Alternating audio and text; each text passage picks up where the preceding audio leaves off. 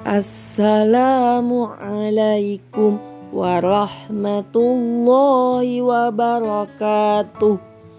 Menyembah Allah Subhanahu wa Ta'ala sebagai ungkapan rasa syukur. Kelas 12 SMK Yapia Parung. Mari bersama kita membaca Asmaul Husna. Perhatikan peta konsep. Peta konsep ibadah dan syukur. Setelah kita membaca Asmaul Husna, maka dilanjutkan membaca Quran Surat Luqman ayat 13 dan juga 14.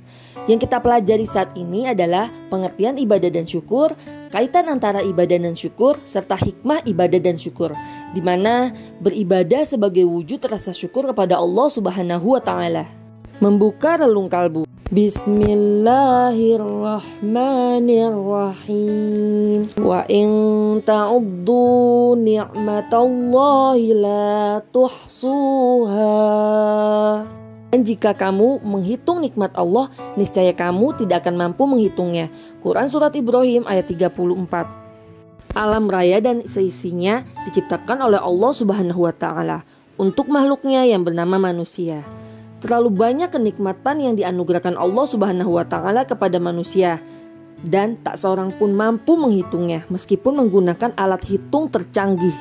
Akan tetapi teman-teman, meskipun begitu banyak karunia diberikan untuk manusia, namun hanya sedikit manusia yang menyadari dan mengakui karunia tersebut. Padahal dari semua anugerah itu, Allah Subhanahu wa Ta'ala hanya meminta manusia agar berterima kasih kepadanya dengan cara menyembahnya tanpa menyekutukannya dengan apapun. Satu hal yang harus dipahami oleh manusia, bahwa Allah Subhanahu wa Ta'ala memerintahkan itu semua bukan untuk kepentingan Allah Subhanahu wa Ta'ala, justru untuk kepentingan manusia itu sendiri. Allah Subhanahu wa Ta'ala telah menyiapkan surga bagi mereka, dan bagi yang mengingkari nikmatnya, Allah juga telah menyiapkan neraka sebagai konsekuensinya di dunia. Bersyukur atau kufur itu pilihan. Apapun pilihan kalian, akibatnya akan kembali kepada kalian juga.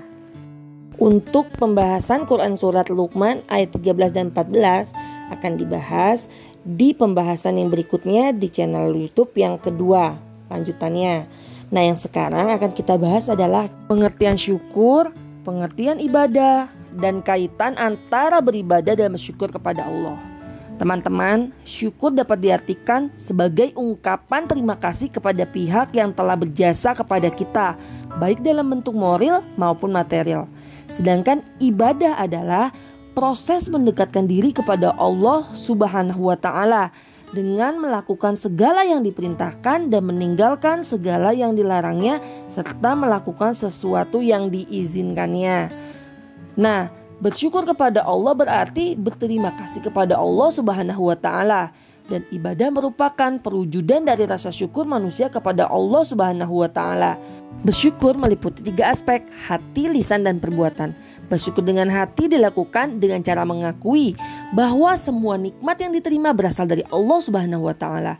Bersyukur dengan lisan dilakukan dengan cara mengucapkan tahmid, yaitu lafaz alhamdulillah. Bersyukur dengan perbuatan, melakukan suatu perbuatan yang baik dan diridhoi oleh Allah Subhanahu wa Ta'ala. Selanjutnya, hikmah dan manfaat beribadah dan bersyukur kepada Allah Subhanahu wa Ta'ala.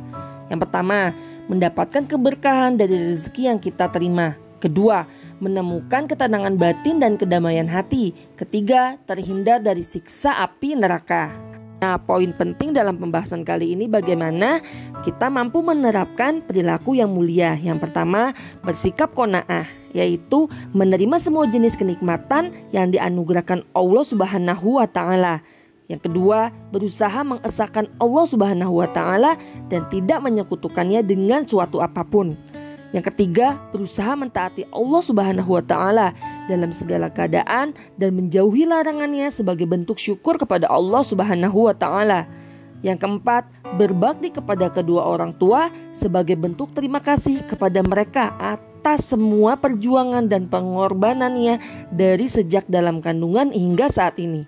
Yang kelima, memperbanyak amal soleh atau perbuatan yang bermanfaat bagi sesama.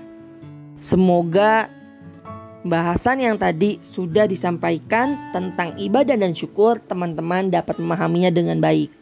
Nah, sekarang Ibu sertakan tugas yang harus teman-teman kerjakan, yaitu menyebutkan pesan yang terkandung dari kalimat-kalimat di bawah ini. Yang pertama, menyembah Allah Subhanahu wa Ta'ala.